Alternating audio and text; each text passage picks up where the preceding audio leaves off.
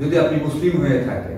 ধারণা করা হয় সমুদ্র পথে যাত্রাকালে একটি মুসলিম দল যখন জাহাজ ভেঙে একটি দ্বীপে আশ্রয় পায়, তখন তারা আল্লাহর রহমত থেকে ওই স্থানে থাকা শুরু করে এবং নিজেদেরকে রোহিঙ্গা বলে আজকে তারা আমাদের মধ্যে পরিচিত। আমরা যদি দেখি বার্মা বা বর্তমানে মায়ানমার বলে পরিচিত যে ভূমিটি, সেখানে প্রথম শতকের দিকেই পিউ উপজাতি বলে এক ধরনের আদিবাসী থাকা শুরু করে এবং অন্য পথ ধরে মনু সম্প্রদায় সেখানে ঢোকে। আমরা জানি যে পুরা সভ্যতাটি ইরাবতী একটি নদীর ধারায় প্রবাহিত ঢেউয়ের সাথে সাথে বেড়ে উঠেছে এবং তার যে ইতিহাস ঐতিহ্য রয়ে গেছে তা সমগ্র পৃথিবীর থেকে এখনো আড়ালে রয়ে গেছে। আমরা এখন জানতে চাই যে রোহিঙ্গা সম্প্রদায় সমগ্র পৃথিবীর সামনে একটি প্রশ্ন দাঁড় করানো হয়েছে, সেই রোহিঙ্গা এবং বাংলাদেশের সম্পর্ক ভবিষ্যতে কি হবে। এবং আমাদের কাছে আরেকটি বিষয় জানা গুরুত্বপূর্ণ যে বার্মা নামক যেই দেশটি, সেখানে এতগুলা প্রায় 135টির মতো সম্প্রদায় সেখানে একসাথে রয়েছে দীর্ঘদিন ধরে এবং তাদের মধ্যে চলছে এক ভয়াবহ মরণ খেলা। আজকে আমাদের মধ্যে উপস্থিত আছেন আমাদের সার্বভৌমত্ব আন্দোলনের উপদেষ্টা ফজলুল সাত্তার ভাই, যিনি আসলে এই বিষয়ে বলবো যে বাংলাদেশে আমাদের মধ্যে এই তথ্যগুলো প্রকাশ করেন। আমরা আবার ভাইয়ের কাছে জানতে চাচ্ছি যে ভাই, আপনি এই রোহিঙ্গা ইস্যুটাকে ঐতিহাসিকভাবে কিভাবে দেখেন? আসলে রোহিঙ্গাদেরকে বলা যায় পৃথিবীতে সবচেয়ে পার্সিকিউটেড জনগোষ্ঠী, সবচেয়ে নিপীড়িত, বারবার নিপীড়নের শিকার হয়েছে। তাদের সাথে ব্রিটিশরা বিক্রয় করেছে, তাদের সাথে বারবার স্বাধীনতা যারা সংগ্রামের নেতৃত্ব দিয়েছে তারা বিক্রয় করেছে, তাদের সাথে পাকিস্তানি শাসকরা বিক্রয় করেছে, তাদের সাথে আমাদের যে দেশের শাসকরাও বিশ্বাসঘাতকতা করেছে। রোহিঙ্গাদের সাথে সম্পর্ক আমাদের একটা ঐতিহাসিক ব্যাপার এবং যেটা বলা হয় যে রোহিঙ্গা মানে বাঙালি, এ কথাটাও সত্য নয়। প্রথমত যেটা হলো রোহিঙ্গা যাদেরকে আমরা বলতে বুঝি, তারা আরাকানে যে মুসলমানদের যে আগমন, সেটা দুই দিক থেকে হয়েছে।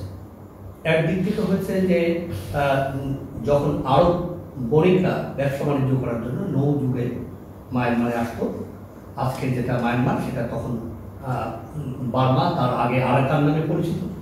তো সে আরাকানে আসতে গিয়ে তারা যেটা হলো ওখান থেকে দেখে যেটা হলো ওখানে যে খুব বারবেটিক সেগুন আমরা যেটা বলি, খুব দামি কাঠ পাওয়া যায়, যে কাঠ হলো ইসের জন্য, জাহাজ নির্মাণের জন্য খুবই একটা ভালো উপাদান এবং খুবই শক্তিশালী। তো সেই জাহাজ নির্মাণের জন্য এবং যেটা হলো ব্যবসা বাণিজ্যের জন্য আরবরা ওখানে আসে। আস্তে আস্তে ওখানে আরাকানি শাসকদের সাথে তাদের পারিবারিক সম্পর্ক হয়ে যায়, অনেকে সেখানে বিয়ে শাদী করে, ঘর সংসার করে, আবার অনেকে তাদের দীর্ঘদিন ধরে ব্যবসা বাণিজ্য চালিয়ে যায়। সেই সূত্রে ওখানে আরাকানে আসলে মুসলমানদের প্রথম আলো। দ্বিতীয় ধারা হলো মোগল শাসনামলে যখন আরাকানের রাজ পরিবারের ভিতরে দ্বন্দ্ব হয়, ক্ষমতার পালা বদল নিয়ে দ্বন্দ্ব হয়, সেই দ্বন্দ্বের কারণে যখন যাদের শাসন ক্ষমতায় থাকার কথা, যে শাসক, তার বিরুদ্ধে সেখানে এক ধরনের অভ্যুত্থানের মতো ঘটে, পারিবারিক বিদ্রোহের মতো ঘটে। সেইটা নিরসন করার জন্য ওখানে যাদের আসলে ক্ষমতার ন্যায্যতা যাদের ছিল, তাদের পক্ষে আমাদের মোগল শাসকরা এখান থেকে চলে যায় এবং তাদের সেনাবাহিনী ওখানে 1666 সালে শায়েস্তা খান আমলের কথা বলছেন। জি, তো সেই সেনাবাহিনীর একটা অংশ ওখানে থেকে যায়। তারা বংশ পরস্পরায় তাদের যেটা হলো সেখানে যেটা হলো বাড়তে থাকে, সেইটা একটা ধারা। আর একটা ধারা হলো যে আরাকানিসরা যখন যেটা হলো আমাদের চট্টগ্রাম দখল করে নেয়, প্রায় 100 বছরের উপরে তাদের দখলে ছিল, তখন যেটা হলো সেই চট্টগ্রাম থেকে অনেক লোককে সেখানে নিয়ে যায় তাদের কাজ করার জন্য, লেবার হিসেবে কাজ করার জন্য। আবার চট্টগ্রাম থেকে অনেক মানুষ ব্যবসা বাণিজ্য করার জন্য সেখানে যায়। এর বাইরেও আরেকটা আছে যে যদি আমরা বলি যে আসলে আমরা দাস বাণিজ্যের কথা জানি, যে আফ্রিকা থেকে আমেরিকানরা দাস নিয়ে আসতো, অন্য অন্য জায়গা থেকে এরকম জানি।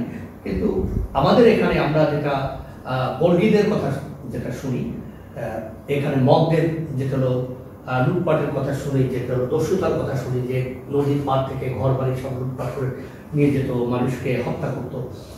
এই অনেকগুলো ধারা মিলিয়ে যেটা হলো আজকের যে রোহিঙ্গা আমরা দেখছি, সেই রোহিঙ্গা এটা কোনো রাতারাতি ঘটে যাওয়া কোনো ঘটনা না। বারবার যদি ইতিহাস দেখি, কারণ যেটা হলো বারবার যে বিভিন্ন জাতিগোষ্ঠী যারা নিজস্ব স্বাধীনতার জন্য যারা দীর্ঘদিন ধরে সংগ্রাম করছে, সশস্ত্র সংগ্রাম করছে, তারা কিন্তু এই আমরা মায়ানমার শব্দটা তাদের তীব্র আপত্তি, তারা এখনো বার্মা পর্যন্ত অ্যাকসেপ্ট করতে রাজি আছে।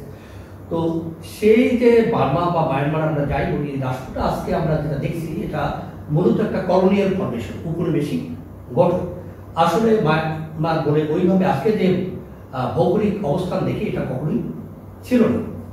আরাকান যেটা হলো একটা পর্যায় পর্যন্ত দীর্ঘদিন ধরে যেটা তারা ঐতিহাসিকভাবে একটা স্বাধীন রাষ্ট্র হিসাবে ছিল। কাচিন তারা চীনের সীমান্তবর্তী, তারা একটা স্বাধীন রাষ্ট্র হিসাবে ছিল। আপনার শান স্টেট যেটাকে বলা হয়, শান স্টেট অনেকগুলো প্রিন্সলি স্টেট ছিল, অনেকগুলো প্রিন্স তারা ওই জায়গাটা শাসন করতো। আপনি কারেন্নি বলে যেটা থাইল্যান্ডের বর্ডারের সাথে যে কারেন্নি অঞ্চল, সেই কারেন্নি অঞ্চলটাও কিন্তু সেখানে ওই ধরনের প্রিন্সদের আরেকটা ফর্ম সাবাওয়া বলতো, এদেরকে তারা রূপ করতো। মুনরা বুদ্ধিস্ট সিভিলাইজেশন তাদের বড় ধরনের একটা বড় ভূমিকা আছে। এখনো আপনি যদি থাইল্যান্ডে অনেককে দেখেন, থাইল্যান্ডে অনেক যারা বৌদ্ধ ভিক্ষু বা বড় বড় ধর্ম প্রচারক দেখেন, তাদের একটা বড় অংশ দিয়ে হলো তারা মুন থেকে চলে গেছে। তো এইভাবে এদের আলাদা আলাদা, মুন আলাদা রাষ্ট্র, কারেন্নি আলাদা রাষ্ট্র, শান আলাদা রাষ্ট্র, কাচিন আলাদা রাষ্ট্র, চীনও দীর্ঘদিন যেটা হলো আলাদা রাষ্ট্র।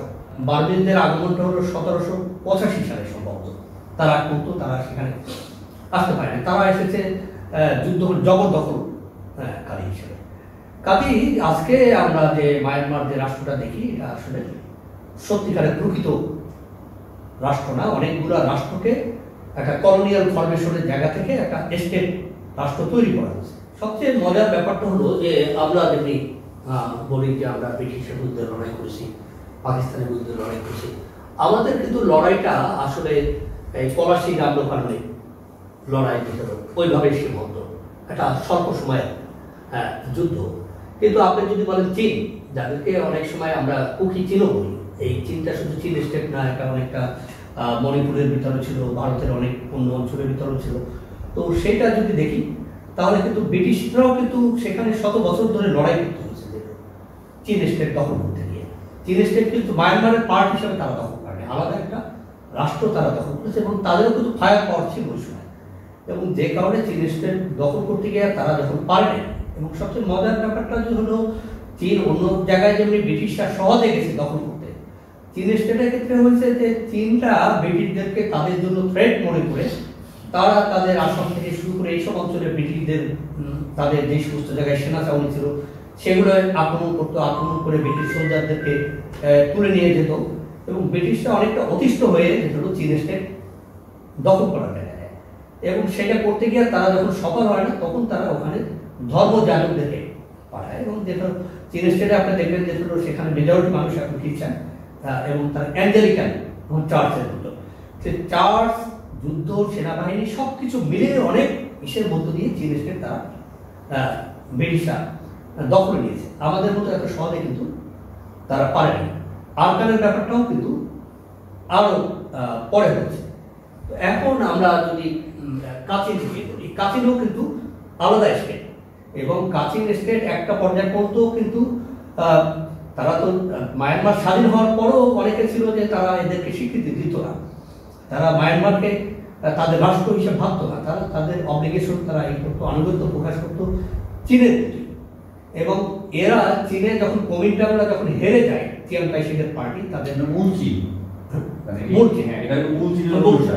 যখন এরা চিয়াং কাই শেকের পার্টি যখন হেরে যায়, হেরে গেলে যে চাইনিজ লিবারেশন আর্মি যেটা কাছে যখন হেরে যায়, তখন যেটা হলো তারা এখানে এসে এদের ন্যাশনাল যে আর্মি, চাইনিজ ন্যাশনাল আর্মি, তারা এখানে আশ্রয় নেয়, এবং পরবর্তীতে এখানে থেকে তারা চায়নার বিরুদ্ধে লড়াই করতেছিল, যার কারণে দীর্ঘদিন ধরে কিন্তু তাইওয়ানের মানচিত্রের ভিতরে এই কাচিন ছিল। শান স্টেটটা হলো, শান স্টেটের সাথে চায়নারও যদি বর্ডার আছে, এরও থাইল্যান্ডেরও বর্ডার আছে, লাওসেরও বর্ডার আছে। এবং যেটা হলো ব্রিটিশরা যখন আসে এখানে, তারা এই বিভিন্ন এই সমস্ত গোষ্ঠীকে, কারেন্নি বিশেষ করে কারেনদেরকে তাদের সেনাবাহিনীতে অন্তর্ভুক্ত করে। রোহিঙ্গারাও তাদের যেটা হলো দ্বিতীয় মহাযুদ্ধে তাদের পক্ষে, কিন্তু যেটা হলো মায়ানমারের যে মূল শাসক গোষ্ঠী, তারা এই যে অং সান সুচির বাবা, সে কিন্তু তারা কিন্তু ছিল জাপানিজদের পক্ষে, তারা জাপানিজদের পক্ষে ছিল, ব্রিটিশ এই মিত্র শক্তির বিরুদ্ধে তারা লড়াই করছে। যুদ্ধের পরাজয় যখন নিশ্চিত সেই মুহূর্তে তারা মিত্র শক্তির পক্ষে আসে। কিন্তু রোহিঙ্গারা কিন্তু প্রথম থেকে মিত্র শক্তির পক্ষে ছিল। কিন্তু এদের পরাজয়ের মুহূর্তে যেগুলো শেষ মুহূর্তে এসে অং সান সুচির বাবা যোগ দিল এ দেশের মিত্র শক্তির কাছে, এবং এরা বিট্রে করলো, এদেরকে যে আলাদা রাষ্ট্র হিসাবে স্বীকৃতি দেওয়া তা দিল না। কিন্তু এরা ওই দ্বিতীয় মহাযুদ্ধের সময় যখন যেগুলো সুচি যখন আসে ওখানে, অং সান সুচির বাবা ওখানে আরাকানে, তখন এসে কিন্তু ওখানেও কিন্তু তখনও একটা বড় ধরনের মেসাকার হয় রোহিঙ্গাদের প্রতি, এবং সেই মেসাকারে 1 লাখের উপরে বেশি রোহিঙ্গা নিহত হয়। এরপরে আপনার যখন পাকিস্তান হয়, তখন আপনাদের ওখানকার রোহিঙ্গাদের একদল প্রতিনিধি দল মোহাম্মদ আলী জিন্নার কাছে আসছিল যে তাদেরকে পাকিস্তানে নেওয়ার জন্য, কিন্তু জিন্নাও তাদেরকে পাকিস্তানে নেয়। তারা যেগুলো মায়ানমারকে খুশি করার জন্য তাদেরকে, যদিও তাদের মধ্যে একটা বড় অংশ মুসলমান ছিল, তখন মুসলমান এবং বৌদ্ধদের অনুপাত এত এইভাবে ছিল না, তো জিন্নাও বিক্রি করছে, তাদেরকে নেয়নি। এবং এর পরবর্তীতে তো আমরা দেখছি যে ধরো তাদেরকে ওখান থেকে নাগরিকত্ব না দেওয়া, ওখান থেকে তাড়িয়ে দেওয়া, নানা ধরনের উদ্যোগ চলছে, যেটা এবং সর্বশেষ দেখলাম যে আমরা সেখানে বড় ধরনের একটা জেনোসাইড হলো। এবং মায়ানমারে এই জেনোসাইড একটা নতুন জেনোসাইড, আমি যেটা বললাম এই জেনোসাইড ব্রিটিশ আমলে হয়েছিল, এরপরে হলো। এবং মায়ানমারে আপনি যদি দেখেন তারা মুসলিম বিরোধী সেখানে দাঙ্গা হয়েছে, এরকম গণহত্যা হয়েছে, অ্যান্টি ইন্ডিয়ান সেখানে রায়ট হয়েছে, চাইনিজ বিরোধী রায়ট হয়েছে, এই নানা ঘটনা কিন্তু সেখানে আছে। এবং মায়ানমার যদি রাষ্ট্র হিসাবে বলেন কখনোই শান্তিপ্রিয় রাষ্ট্র ছিল না। যদি এখনকার টেরিটরি হিসাবে দেখেন, আপনি শুধু চিটাং না, আপনার আসাম, মণিপুর, এই সমস্ত অঞ্চলও কিন্তু একসময় আলমানের দখলে ছিল। আবার বার্মিজরা কিন্তু তারা লাওস দখল করেছিল, লাওস দখল করে সেখানকার রাজা রানীকে তুলে নিয়েছিল, এবং তারা থাইল্যান্ডের রাজধানী কিন্তু চেঞ্জ করতে হয়েছে। থাইল্যান্ডের রাজধানী কিন্তু ব্যাংকক ছিল না, রাজধানী চেঞ্জ করতে হয়েছে এদের আক্রমণের কারণে। তারা চায়না অ্যাটাক করেছে, চায়না অ্যাটাক করবো, চায়নার সাথে তারা একমাত্র রাষ্ট্র যাদেরকে তারা সমীহ করে চলত।